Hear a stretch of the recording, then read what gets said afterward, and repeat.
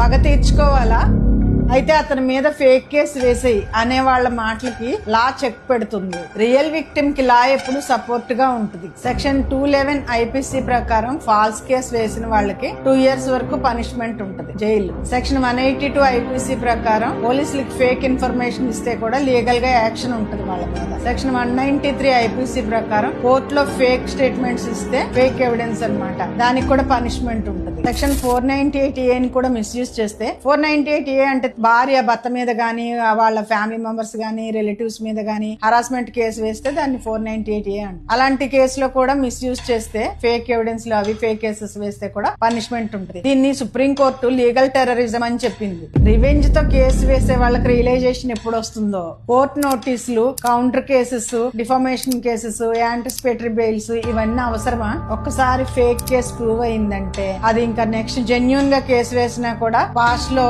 Fake case వేసింది కదా అనే బ్యాడ్ నేమ్ ఉండిపోద్ది. Law supports women but not liars.